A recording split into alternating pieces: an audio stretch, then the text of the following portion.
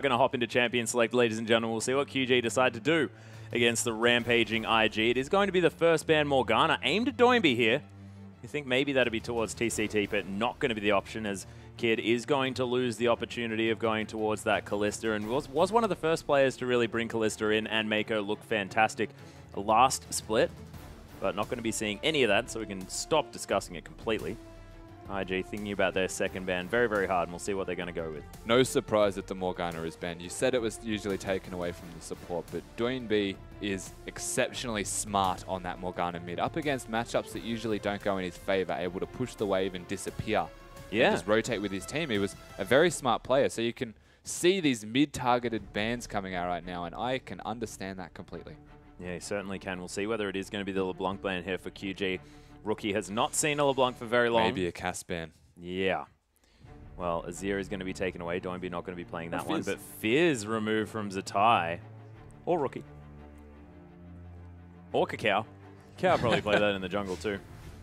Yeah, it's actually starting to come out of nowhere with popularity was the Fizz, essentially. Yeah, well, coming out of everywhere. Well, yeah. One of the two. Different builds, different lanes. Yeah, doesn't even really matter. Out of nowhere and then everywhere at once. Yeah, that's true. But last ban for IG. We'll see what they are going to go with here. Alistair is available. See whether they'll take that away from TCT. Rek'Sai is going to be the option here, though. Swift not going to see that champion. Gragas is a glaring opportunity here for one of these sides, unless QG decide to take it away for their final ban. Urgot's up as well. Cassiopeia is another option. There are lots of things in very high priority, and IG, of course, they do have the first pick. They are going to be able to take one of them away, but QG is going to have a lot of options, as Gragas is, of course, going to hit the bench. And Zatai is hovering. Which just wouldn't surprise me if he locked that in, would it? No, not really. Something about... That's the worrying part. Yeah, you wouldn't pick it first, though, and we see that the Rek'Sai... Riven is a much more standard pick here for first pick, right? Yeah, it's completely... all the time. It's prioritized. Yeah, definitely. But let's back onto my point, which was about standard picks. Yep. But the Rek'Sai and the Gragas are banned, so they don't need any early pressure junglers. So again, you can go towards the support or the top lane picks. Alistar being the perfect option. The response seemingly going to be the Hecarim and maybe the Sejuani. Yeah, Swift has played a fair bit of Sejuani. Could possibly go towards that one. Way, do they want to leave the Nunu for Qiao, though? So Swift might want to be picking that one away, not necessarily because he's a great Nunu player, but also to remove that from the opportunity of Qiao to have that one in his back pocket. Or they can just be a Sivir. Yeah, or they could lock in that one. And look, that's already a great combination. On the hunt, giving some extra damage to a Hecarim, not bad at all. Qiao looking at a Nidalee. We'll see what he does decide to go with once this timer has counted down. Rookie has the opportunity to go for a Cassiopeia if he wants to, but blind Cassiopeia, is that a bit dangerous? It's not that dangerous, to be perfectly honest, as they are hovering a rise. I like the Nidalee pick because Kakal's got very smart jungle pathing in the way that he plays the game, and Nidalee is a very unique jungle champion. You can pretty much go anywhere you want. You can invade anywhere you want. Eve does the same thing, though. Yeah, and Qiao definitely had a fantastic performance. Going to lock that one away. Ryze going to be locked in as well here for Rookie. Possibly in favor of Zatai there in the top lane. We'll see where the Ryze is going to go. A bit of a flex pick, but look, we'll see what IG are going to cook up for us here onto the Rift because, man, already looking interesting. QG now going to have to react to this, and we'll see how it is going to happen. Swift considering giving a Nidalee. We'll see what happens here. Yeah, you're exactly right. Maybe just a little bit of that shout out, and we'll see what is going to actually be locked in. Sivir has been a lane that has worked out. Cute nails. Sorry, getting distracted here just for a moment. Sejuani considered for Swift as well. 4 seconds now on the clock, and we'll see whether it is going to be the Nautilus and the Sejuani that are going to be locked in. Massive frontline now available for QG, and as far as a cluster teamfight is concerned, the Ricochet is going to be going everywhere. Of course, you're going to have a whole lot of AoE from a Hecarim as well. This could be working out for QG. I think it's definitely working out for QG. The only downside is that they don't have a Rek'Sai or Gragas, so their early dives that they love to do with Swift may not be as prominent, but looking at the team they've got at the moment, 4 of their 5 members, they've got a Nautilus, Sejuani, and a Hecarim. Oh my goodness. Unbelievably tanky with the Sivir spell shield. And we're looking at most likely the Ryze top. Zatai played that yesterday in his second game and came up quite successful in that, in fact. And I'm yet to see how that goes against the Hecarim, as they seem to lock in their last 2. Yeah, and a lot of late game scaling coming through from IG. That's probably the heaviest late game scaling AD carry in Jinx, and of course, the largest amount of consistent DPS that you can possibly have from a mid laner there in the Cassiopeia. I'm pretty confident saying that, to be perfectly honest, as Rookie is going to be taking that one. And, I mean, already, Zatai is going to be on the rise, who's largely one of the highest consistent DPS champions in the game as well. Completely changed, of course, so the consistent DPS is not necessarily reliable anymore. That's true. Bit of skill shotting. There is a bit of skill shotting involved, which is nice. It's a nice change to Rise, but you're right, their scaling is unbelievable. They've got Rise, Cass, who are both most likely going to be going for a tier. Yep. They've got the Jinx, who ramps up ridiculous with 3 to 4 item stages. And then they've got an Eve, who we've seen every time an Eve has been played in the LPL, they've gone for a Trinity Force. True. So will they be looking to get a mid-game spike on the Eve with the Alistar, just having the natural strength of the ultimates of all of them, and then look to scale past that with their actual champions just surpassing what they were already doing in the mid-game? Well, we'll see how it is going to go. Of course, Qiao and Clearlove play a different style of Eve as we go through the lineups here. Zatai taking his Rise in back-to-back Rise games now into the Hecarim here. Of course, both of these champions wanting to scale, and Qiao, we'll see what he's going to be able to get done here on this Evelynn, especially early on against the Sejuani, who might need to be careful for some aggression there in the jungle. Rookie against Doinby, a little bit of control mage action here in the mid lane. See how that one is going to work out. Kid with the counter matchup into the Sivir. A counter matchup not during the early stages of the laning phase, but once you get those items, you do start to scale quite well. So we're looking at, again now at Kitties against TCT with the Alistar against the Nautilus. 2 brutish tanks going to be battling as supports. Yeah, brutish is most definitely it. Of course, level 1 power probably going to go towards the Nautilus. So we'll see whether any extra action is going to be coming down there, as Dredge Lines are going to be flying through with the staggering blows there for some extra CC. But look, don't know whether there's going to be lane swaps, anything like that. Of course, IG probably not looking to lane swap that one up because Zatai loves to be able to farm it out. But ladies and gentlemen, let's waste no time. Let's get on to the Rift.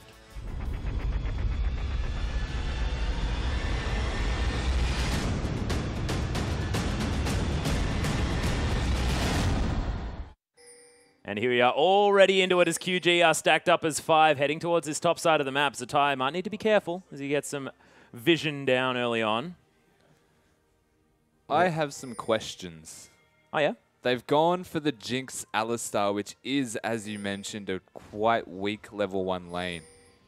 So they might want a lane swap, but then they're not going to. But QG seem to be aware of this fact that you don't want the Rise free farming against the Hecarim because it scales really well. Even though the bot lane's going to lose, they seem to be wanting the 2v2 matchup. They want to just win their lanes almost. It's really weird that they... Because it's like such a big risk to lane swap is the point that I'm making. Yeah, okay. You put Zatai in a 1v2, it'd be horrible. But if you leave the 2v2 in the bot lane with the AD and support, it's going to be really difficult for IG to get through the laning phase early. So it's either way, it just feels like they're going to lose out something. Yeah, the lesser of two evils. So they have gone for the lane swap is what is important here. QG, they want to sacrifice a lot of the Rise's carry potential or scaling timings. Hecarim has the smite. So it's going to be a lot better for them in getting farm onto that solo top laner. But then they're also giving the Alistar and the Jinx the free lane. Well, we'll see how it's going to work out. Of course, the 2 members on the bottom side of the map are going to give IG a little bit more control over the dragon as well, I guess is something to mention. QG going to be starting off on this blue buff. Same thing going to be happening here on the other side as Qiao able to line up the little sentinels, being able to take them out with some hate spikes as well as Qiao locks down the blue buff there as Zatai now going to start off this Grom. So we'll see exactly how this one's going to work out moving forward, but QG hard pushing in the top lane.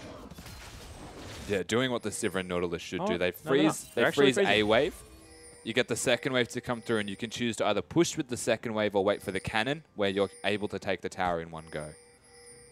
Well, Kid is also going to be freezing this one out as well. I considered the fact that they were a little bit further up in the lane, but of course they did decide to leash those minions just to make sure that they were hitting the right targets and getting that freeze exactly where they wanted to. Rookie with control of this wave, though. Doinby in a bit of trouble now, getting hit by poison after poison. Rookie going to like the passive stacking up on that one. Serpent's Embrace. Doinby trying to do some work last hitting under turret. Orianna, known for her ability to last hit under turret, but takes a little bit of getting used to, and Doinby nailing it this time around. Also uses a lot of mana, which is quite a big deal into the Cassiopeia match. If you don't get all of the last hits, you don't get that Doran's ring starting to give you mana back on every single one, the pressure might overwhelm you. You start to run out of mana very quickly. So important that you actually get all of the last hits in this matchup. Yeah, and it looks like IG actually going for a full clear of the jungle, now heading towards the bottom side of the map. We'll see whether they are going to go for the hard shove, the fast push. They're wandering into the enemy jungle. They're going to take down the Rift Scuttler. We'll see whether they are going to take the Gromp as well, as they are going to have both jungle top lane combos heading towards their relevant, relative sort of empty lanes. And hard shoving is going to happen. Here's the thing, though. Ryze has 1 CS. Now, Hecarim does only have 6 as well, but they are on jungle camps because he has the smite. So he's got some gold. Ryze, who wants the scale, who really wants to ramp up with items, has a single CS right now. 1 last hit. And that's not a position you ever want to be in as a Ryze, so he's sacrificing a lot of item timing because of this lane swap. So it is a smart decision, and that was close. Yeah, it was very, very close. Unlucky. The Arctic Assault damage not coming through, but of course, we do have a fair bit of smite action there available, so Swift's going to lock that one down. IG going to take a relatively early dragon here at 4.5 minutes into the game, as TNT going to just tank up this wave, get another one in motion. QG now positioning around here, and IG, they've just sacked the top lane completely. Well, they have to. It's that threat of the 1v4 dive. You can see both teams actually having to do the same thing. And Zatai actually having doubled his CS in the past minute, doing quite well for himself if it continues in this trend. Yeah, well, exponential growth of CS. See whether he can get to 4 within the next minute. It's going to be very, very difficult when he starts having to pick up, you know, the likes of 150 CS in a minute. But look, we'll see whether he can get there. In a way, it's not all that bad for the Ryze, and I know I've been roasting the fact that they've only got 2 CS on a Ryze who now only has a Mana Crystal, but after they get this top turret, we'll see what QG actually opt to do. You can push this into the second turret to stop the freeze from happening, but if Ryze can get a freeze on this, if you can stop it in its tracks, then Ryze is going to be able to free farm, and then he'll be getting a lot of free CS pretty much uncontested. Yeah, and also very, very safe as well, irrespective of the fact that the map is a little bit further opened up on the side of IG with the loss of that turret. You can see there's a serious freeze going on the bottom side of the map. Kid, 42 CS to the 36 here of TNT. TNT understanding the fact that they're not going to be fighting very soon, and he's picked up an Avarice Blade as his first item. I'd like to point out that Zatai is actually ruining his CS per minute of being rank 1 at the moment. Oh, yep, well that's the thing. What we're talking about. Are they going to sacrifice that beautiful CS? He's got 4 minutes. 4 minutes to pick up 95. How do you think he'll do? I think he'll probably get about 15 CS. Yeah. If it continues. No, he's going to be able to get the wave. It's pushing into the opposition turret here, though. So Hecarim's going to get a lot of farm immediately. Ryze has to wait for it to push back or have that awkward 1v1 trade-off where you've got a Mana Crystal and the makings of a tier against a Null Magic Mantle. But, I mean, one thing that we haven't really mentioned is the fact that Rookie has been having a fantastic time in the mid lane. 12 CS in the lead now, 51 to 39. Now has the tier in his back pocket. Has picked himself up a Ruby Crystal. So we'll see what he does decide to build out of that one. Of course, Haunting Guy is a great item. Can go towards a Riley's Crystal Scepter as well. Yeah. Just for some extra CC. As Zatai, as you mentioned, shoving this lane into the turret here. V able to pick up all of the farm that he wants. In fact, smiting down the farm that he can't necessarily guarantee. Not too bad. You've got to love having Smite for that purpose. And you're right, Rookie's having a really good time in the mid lane right now. The CS advantage is only 10, but it's CS advantage with a tier compared to a Chalice. So having the magic resistance on the side of Doing B is not providing a whole lot for him besides the mana regen. Whereas having the tier, it's starting to scale up and ramp up almost for free. Yeah, well, Rookie, of course, continues to have the pressure in the lane. That is going to be the blue buff going down for both of these sides. 400 gold in the lead is QG, so working out is the lane swap as far as the money is concerned. And with the Avarice Blade there giving some extra gold and the fact that this Hecarim's been able to pick up some more farm is working out quite nicely. Zatai probably wants to go back and... Oh, actually, TNT might be in trouble. Super Mega Death Throw comes through for not too much damage as he is able to use that minigun in order to get some work done here, but... Nice little engage there from IG on the bottom side, but nothing going to come from it. Really, really aggressive item buying here from the side of TNT. He has gone for an Avarice Blade, first and only item next to the Dorans. You compare that to the BF sword that has now been finished on Kid. No wonder they just went as hard as they did, because they can win a fight convincingly. And if you're on the side of QG right now, you're probably not looking to fight for the next 5 to 10 minutes in any lane, really, besides top. And that's probably going to suit IG here. We were talking about, you know, has a decent scaling team comp with the likes of Cassiopeia, Ryze, and Jinx. Yeah, it's true. They do scale very well. So the longer that this takes for QG to hit their item spikes, the longer they can start, the longer it takes before they can control the map, the better it starts to look for IG. Yeah, and another thing, Swift has been able to get through this early stage relatively unhindered, has picked up all the farm that he likes, and the lane swap is going to help out this Sejuani just because she does have a difficult time in the early parts of the game. And now he's able to pick up any farm that she wants, make sure that she can get to level 6, and has made it there, of course, as well. So that Glacial Prison is going to be there for the next fight. And we'll see whether IG can put pressure on this next dragon. Up in another minute and a half, approximately. It's going to be, oh, misses the cannon creep. Unfortunate stuff. Looking out, stacking the tier, and what do you think that this Ruby Crystal is going to build into? It could go either way at the moment. We'll see what the actual first item wants to be. If you're looking for an earlier spike than the Haunting guys for the flat pen, but Qiao's going. Yeah, he's popped the Agony's Embrace here as well. TCT's going to have to flash over this wall. Does so. Qiao is thinking about following over, but decides not to. Super Mega Death Rocket. Here it goes. Is he going to be able to get there? We haven't found it. Where is it? It's going to miss. It's gone. Yeah, he did have the Titan's Wrath there as well, did TCT, so able to shield himself up just a little bit and was just wandering around. Tried our best to follow it. Really unfortunate that we couldn't, but we did see the end result that he didn't die, and now Jinx has no ult. Sejuani is near the bottom. If they can get something off, it might come back around, but the difference in items between the AD carries is now a pickaxe and the Avarice Blade to the BF sort of Jinx, who will be looking to buy pretty soon with 100 CS and get a pickaxe or something. Yeah, and 100 CS to 70 now as well, so 30 in the lead. Swift looking for something here as the Petrifying Gaze comes through. Swift might have to ult to save himself. Oh, Rookie sidesteps. His Kitties is in there. That's a nice 3-man shockwave, but not going to be enough here for QG as the damage had already been done. The Piggy fell down, and Qiao locked himself down the kill there for first blood. Meanwhile, in the top lane, apparently, there is a Ryze going down to the power of Siva. So they do make a trade for it, but that was really well played by Rookie. Even cleansing, though, that the ult didn't hit. If the ult were to hit, still would have gone down because the cleanse was used. So yeah, nailed it. Exactly, nailed it. Smart rotation there. There was 4 members. The shockwave hit people, but it's not going to be able to do much. And even now, he's out of mana, struggling in lane, and there's a 10 CS difference. Yeah, Rookie is just a monster. And we've spoken about Rookie before as well, talking about the fact that, you know, as far as the laning mid laners are concerned here in the LPL, Rookie almost has no equal when it comes to just being strong in the lane. And now he's on Cassiopeia, who's just a dominating laning champion in general.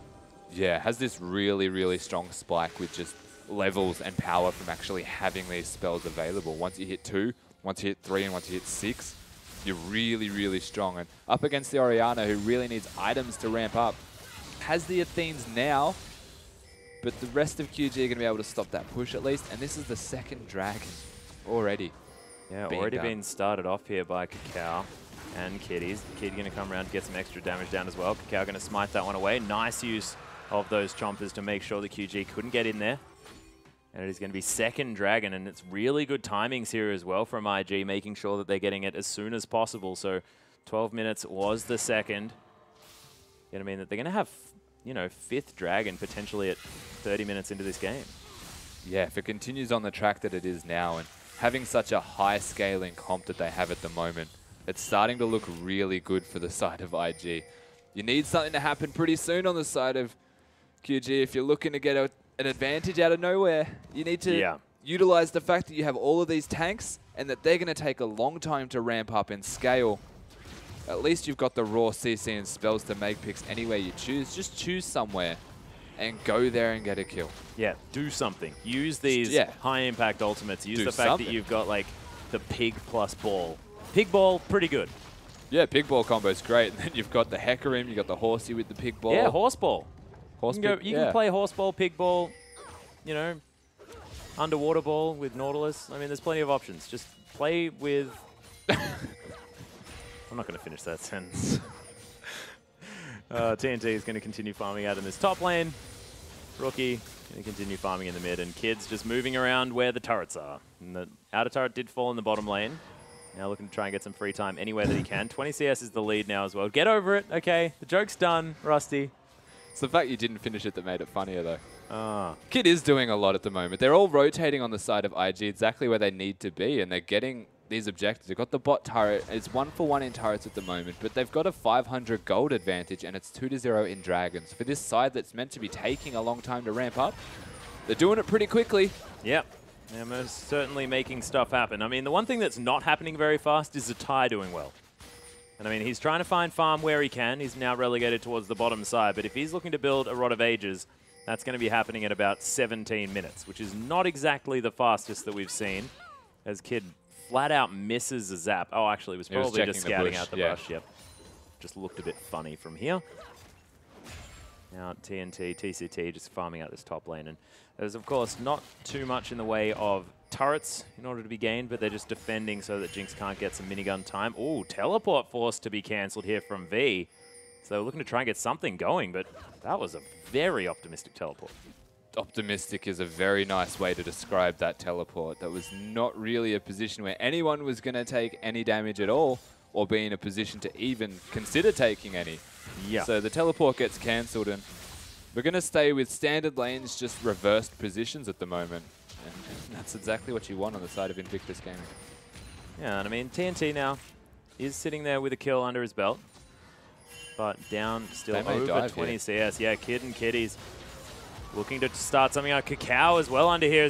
Oh, beautiful flash. What the heck? Over the top of the headbutt.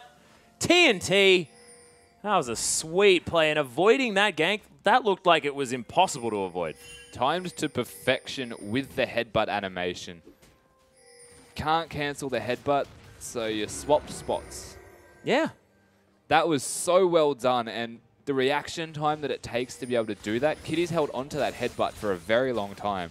So they hovered around the turret and still managing to save his flash, not burn it, and stay so calm in a situation like that is very impressive. Yeah, it was a beautiful play. Of course, the flash was then down, so they did end up losing the top lane out of turret, but not going to lose the life of the Sivir. That is going to be important here for QG.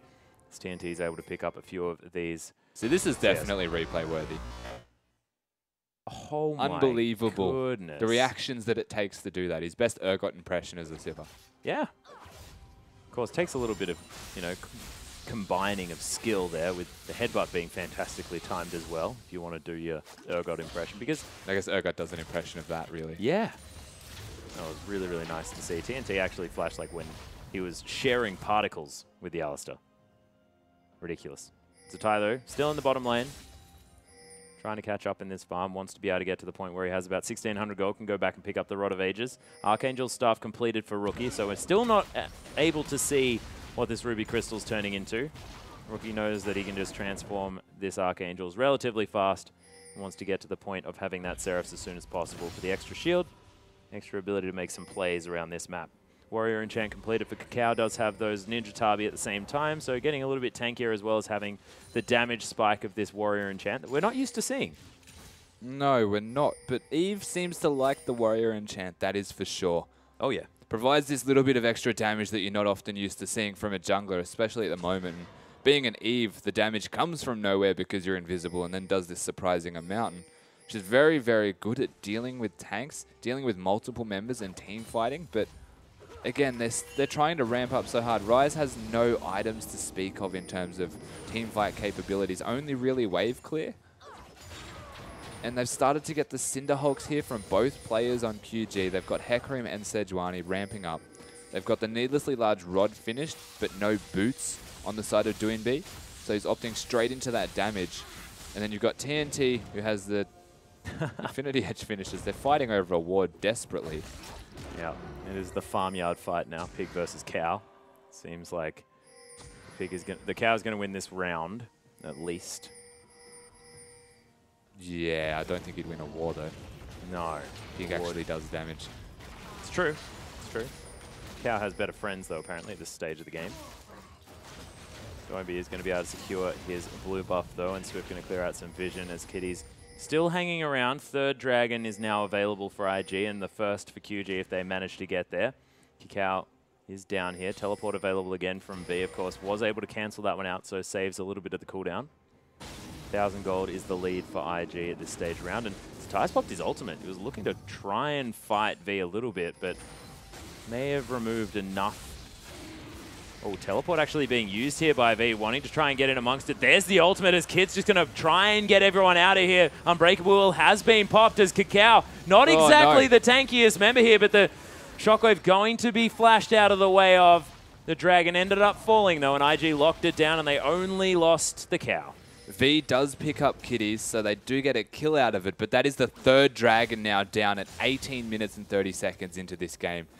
They have got the objective control down pat right now, and that is with a team comp that you would say arguably not able to fight right now against their QG opponents. The teleport about a second late to be able to contest that one. So making a 1-for-1 trade for the third Dragon at 18 minutes is definitely worth it. Yeah, it was very well played. Zatai now has the Rod of Ages as well. So that's going to start stacking here at about 18 minutes into this. So, look, not exactly the fastest, but in a lane swap, I mean, you'll give him credit for it. Yeah, he's managed to start out farming the Hecarim, who had the advantage over him almost in laning phase once they swapped back. Both level 3, but one had effective resistances, the other one had a mana crystal. Yeah. Well, now Zatai probably stacked up that tier quite effectively. We're now just going to wait for the Rod of Ages. Try and pick up a Seraphs as quickly as possible, and then possibly go towards a Frozen Heart, something more tanky as well. And do you see often with this new iteration of Rise, sort of the Spirit Visage Frozen Heart being sort of the second to the third and fourth items, that sort of option? It's such a difficult decision to make on this new Rise because the passive, once you hit level 6, 11, and 16, gives you 10, 20, and 30% extra cooldown reduction as a flat rate. Oh, wow, okay. So if you opt into cooldown reduction, which is great because you need the Frozen Heart for Rise, generally speaking, it gives mana, gives damage, gives armor, like it gives everything that you actually want as a Rise, you're then going to be about 10% over your CDR cap already.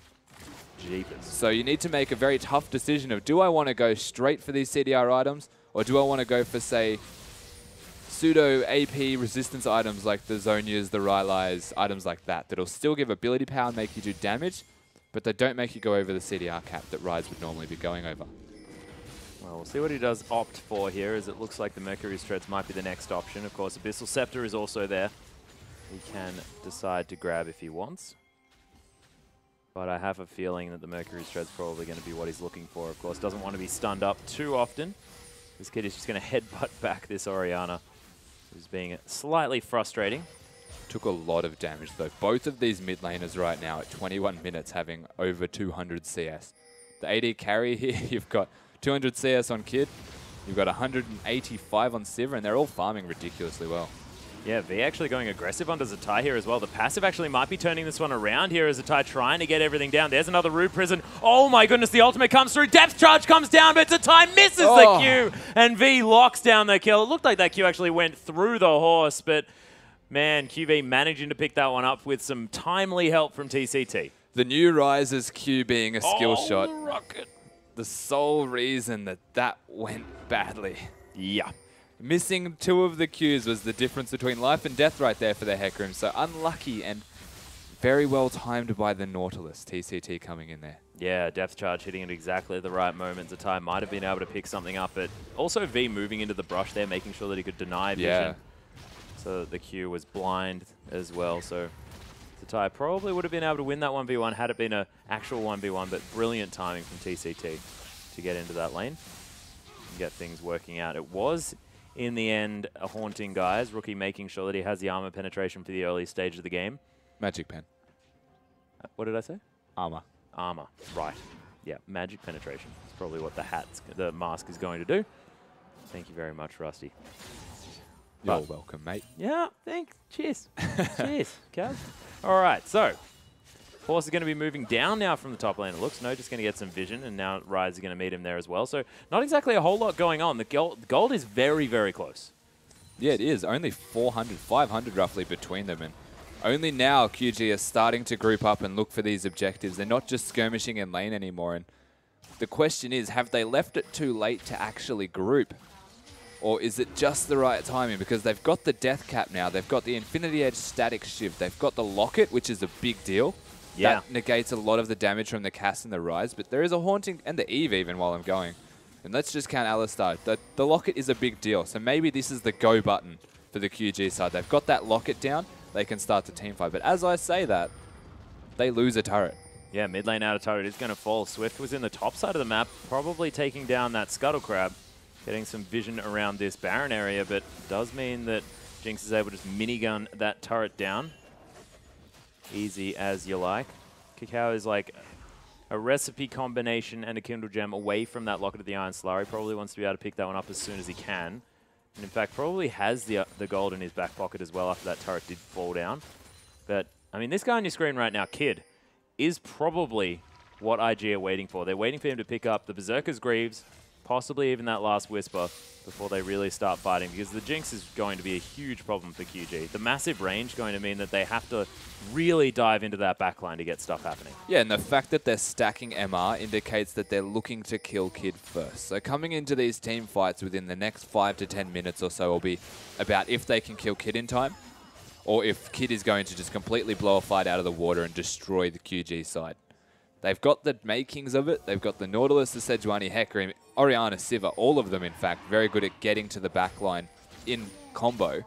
They're going to contest this dragon this time, and at least try and stunt the 5th dragon win condition for IG. Yeah, Zatai has the teleport. The horse is already around here. Beautiful ultimate there. The 3-man Shockwave. Qiao just going to get destroyed. The Chompers are there as well, but Zatai trying to sit in the front line, getting some work done, but look at the rocket damage. Kid trying to do the work. TNT almost falling down. The Command Protect doing some work as Rookie. Now the one-man show, unable to get anything done. Kitty's the only one alive in QG with a beautiful team fight. That was the ideal team fight for them right there. Sejuani starting it off. You follow that with the Hecarim ultimate. You've got the Orianna Shockwave, all while Sivir's just pressing the R key and right-clicking them. Wow, that was a great team fight for them. Almost turned around by the side. The Petrifying Gaze and the amount of damage that the Jinx was doing was phenomenal. But because they initiated that fight so well, though we questioned the timing on why they decided to team fight, they've completely turned it around. They've got themselves the Baron. They need to probably want to get to this dragon, though, and stop the 4th one from going down, as we're going to have another look at this. And Sejuani, no hesitation. Hecarim, Orianna, Nautilus ults, ridiculous amount of work. Zatai teleports in, tries to do as much damage as he can, and they do get close. Kid does get a reset, but the Orianna shield enough to save Sivir and win that team fight from there. Yeah, Qiao around here as well, but they are going to have to give up this 4th dragon. IG unable to continue on that clock as far as the 5th dragon is concerned, but it is only the 1st for QG. IG definitely with 3 in the bank going to be pretty happy about that one. And now IG really need to think about how they're going to orchestrate these team fights, because they can't get caught out by an ultimate like that, because, I mean, Swift is going to tear them apart like that every single time, and now they have to weather the storm of this Baron. Kid, a lot of wave clear, but V, you can see down on this bottom side of the map just clearing out all the minion waves and smashing down these turrets as well. The split pushing horse is going to be a problem. Now, there's also no summoners on Cass, and there's no summoners on Jinx. So they probably don't want to fight for the next 3 to 5 minutes until they're all available. They want to secure the strongest carries that they have here on the side of Invictus, so that when they do team fight, maybe not all of that AoE that hit them in the last one will combo this time. Yeah, and also they need the QSS here onto Kid so that he can get out of anything that's going to be coming forward. There's also the Mikhail's Crucible that's possibly going to be built by Kitties at some point in this game. But QG continue to knock down turrets. It's now even on that front. And QG continuing to get further and further ahead on gold. So 5,000 now the lead. IG, we would have assumed that they would have been behind at this point in the game just because they have invested so heavily into the late game scaling on the Cassiopeia and the Jinx. But even if they do get into the late game, can they really handle all of this CC that's being given out by QG? Because in that last team fight, it just looked like when the Onslaught of Shadows was coming through with the Frozen Tomb, the Glacial Prison, they just die. They don't have an answer to the immediate engage that comes out from the QG side right now. They've got a bigger go button. Yeah. Any one of them can just press their R key basically and go onto the side of IG, and that's a big threat. But the damage that IG put out from every single member of their side, including Qiao, and the only exception is probably going to be Kitties, who is a support on Alistar, they're all doing immense amounts of damage. So, speaking Onslaught of Shadows in here as well as TNT looking to try and get some damage down to Zatai. Zatai just continues to do all of his buttons all over everything. And the horse going to be using that Spirit of Dread in order to get himself back up to safety as well. Qiao trying to find a flank in this fight. But everyone on QG just moving around systematically, destroying turrets on this map. The fourth probably going to go down here in the mid lane as TNT has managed to make his way around there. That's going to fall. The ball now in a decent position as well as IG. Just damage control over and over again. Baron has fallen off now, so QG have to take their foot off the gas just a little bit, but they utilize that Baron to great effect this time around. Yeah, that's right. Oh, actually, that was a flash from Qiao as the depth charge comes through. There's Doinby landing the kill. The Super Mega Death Rocket comes through on the exhausted Doinby, but Kitty's trying to get in amongst it. Zatai gets exploded. Double kill for the Orianna. That's going to be one picked up for Swift as well, as heal's going to be popped from Kid, looking to try and get something happening. Oh, Rookie might be able to turn this one around. Swift overly aggressive as Rookie locks down the kill. But the rest of QG looking to try and get something done. QG using V there to tank up the turret. TCT probably didn't want to actually let that one connect as the poison lands as well. They have to be careful. Not going to be able to transition into too much now either.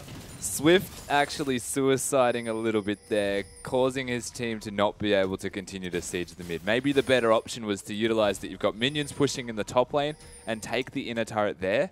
But instead, they've opted to go towards the mid lane. They do get a free kill essentially onto this Sejuani. Swift going a little bit too deep. But on the back of that team fight, it almost felt like Eve misclicked the flash. Because she flashed and started to run away instantly and then was like, oh, I'm in a bad position, better press ult, and just died. I wasn't entirely sure what that was. It was a strange one. It was definitely a unique maneuver. Zatai is going to clear out this top wave as well. Rookie waiting to try and pick off TNT. Just going to back away. Wanted someone to try and face check, the only way not happening. Would be if they face checked the bush. You can't walk out of the bush and try and 1v1 someone with a spell shield and summoners.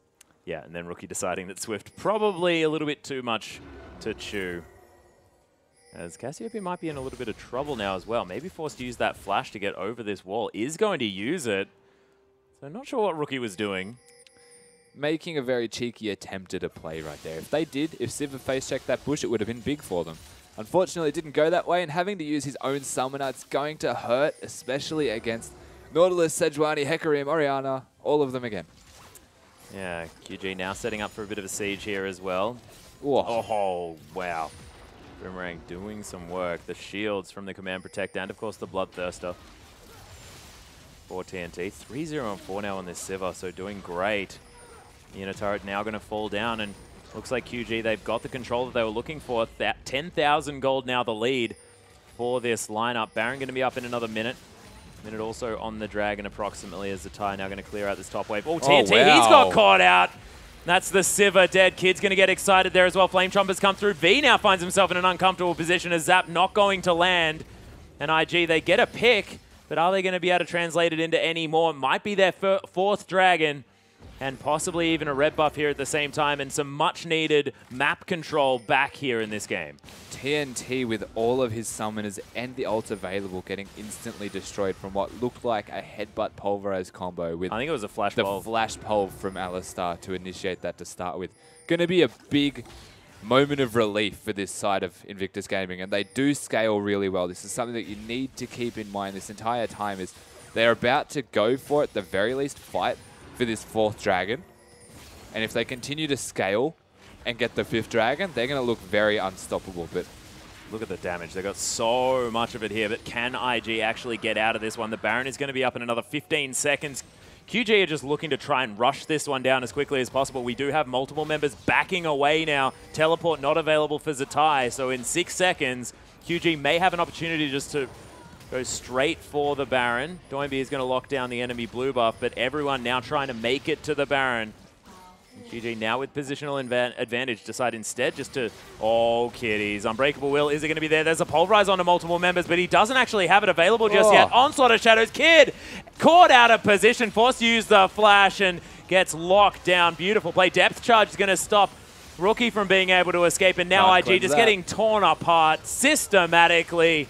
And they're going to break the base, and is that going to be all as 3 members dead? Zatai and Qiao, the only ones remaining here on IG, and just looks like the team comp just didn't do anything that it wanted to in the late game here for IG. Might have just been a drafting problem for these guys, because QG just looked like they knew exactly what they wanted to do, knew exactly what they were capable of, and They just did it. By the time they got to this late game stage, the gold lead was a massive difference as they're still fighting and diving here. But yeah, oh my goodness. That's what happens when your Orianna gets items, ladies and gentlemen. Haven't necessarily seen it since rookie, but man, Doimbe's doing some work this game. Qiao trying to hate spike his way around as they're focusing the Nexus turrets. Oh, the Piggy does fall down as Kid is able to pick that one up. TCT now is going to fall as well. Kid trying to do some work here. They're focusing on the Nexus, but triple kill now. But no, not going to be enough. V with a final auto attack locks down the Nexus kill, and QG continue the rampage. Their side looking very strong. They were waiting on that item spike, and once they got the locket onto the Sejuani, they hit the go button. Yeah. They went all in. They won a massive team fight for the Dragon. The 4th Dragon being contested. They come out ahead. Almost barely, but the fight went so well for them. Suddenly 5,000 gold lead. Get the Baron, translate that into a 10,000 gold lead, and just, as you said, systematically just remove them from the game. And the scaling comp of IG had no response to them.